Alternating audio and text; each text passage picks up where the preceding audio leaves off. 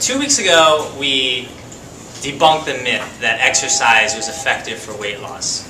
And I said, hey, listen, when it comes to weight management, diet trumps exercise. Okay? Then last week, we talked about calories in general, counting calories. And we said that we found that, well, when you just back down on calories, we don't see a lot of weight loss. So maybe it's not just about the calories, but what your body does with those calories. So if you look at the macronutrients, we have fat, we have carbs, and we have protein.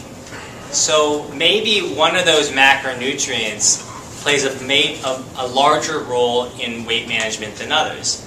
So this week we're going to debunk the myth that, well, it's all about the fat, and that's that. Okay? So most of us would assume that if we're going to choose a macronutrient that's causative of weight gain and restriction of which will help us lose weight, we naturally choose fat. But we're going to talk about why that's not actually the case. So the question is, first, does dietary fat drive fattening? Okay? So we talked about there's protein, there's carbs, and there's fats. Protein and carbs have about 4 calories per gram. Fat has twice that much. It's twice as dense, so we're talking about 9 calories per gram. So naturally, the mathematician in us would assume that, well, fat drives fattening. I passed around this Boost. Remember, Boost is what we as health providers give to our malnourished patients when we want to fatten them up, when we want to put weight on them because they're wasting away. All right. So if I was going to manufacture a nutritional supplement to put on weight, and fat is the densest thing, wouldn't it make most sense for me to just jam that with as much fat as possible, right? How much in that serving of Boost, how much come from carbs and how much come from fat? Total fat was 4 grams per serving, and then how much carbs? 41 grams. 41 grams. So 10 times as much carbs in this nutritional supplement to help us gain weight than there are fats. It raises a question mark.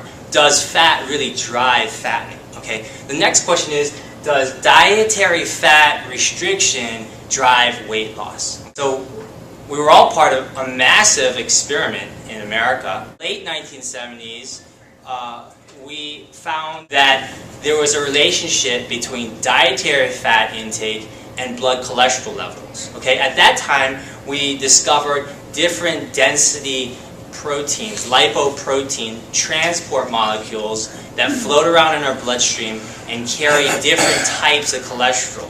And of those, we found low density lipoprotein, LDL cholesterol, which we call the bad cholesterol.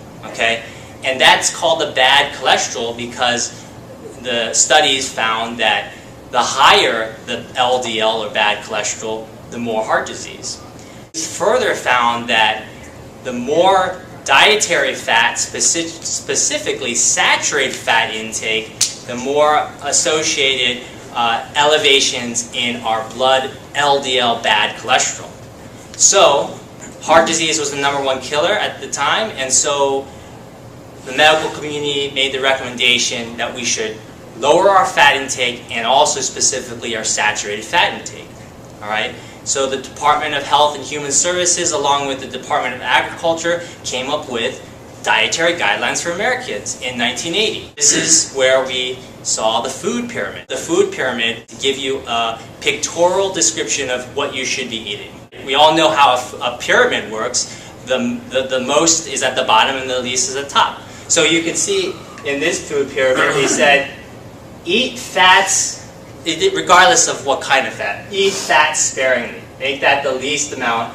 And it also said in the guidelines and along with the pyramid, eat more carbs. Makes most sense if fat was the dietary evil. Hey, carbs, fruits, vegetables, grains, beans, these are all low fat. So dietary fat restriction, does it drive weight loss? Okay, this is the recommendation at the time, 1980. Let's reduce our fat intake. But what happened?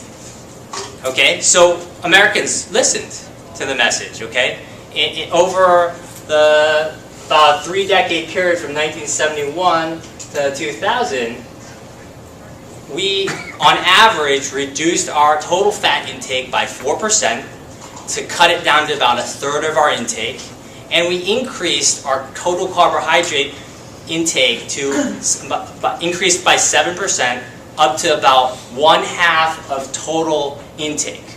Okay, so we lowered our fat, we increased our carbs, but what happened? We sure didn't lose weight. That same time period, we nearly tripled the prevalence of obesity, and we more than tripled the prevalence of diabetes. So we did restrict our fat, but we didn't lose weight. Now, if you look at medical studies, specifically putting people on specific diets, and you compare a low-fat diet to a low-carb diet, low-carb diets at 6 months produce about twice the amount of weight loss as low-fat diets. So again, in the medical literature, restricting fat intake doesn't seem to be as powerful of a strategy for weight loss as, say, restricting carbohydrates. That's what I wanted to introduce to you in terms of the myth that it's all about the fat and that's that. Okay? Thanks for tuning in to Weight Loss Myths with Dr. Crisco. To learn more about weight loss myths, check out my website, mythicalweightloss.com. And to learn how you can effectively lose weight and keep the weight off, check out my book, The Ping Pong Diet.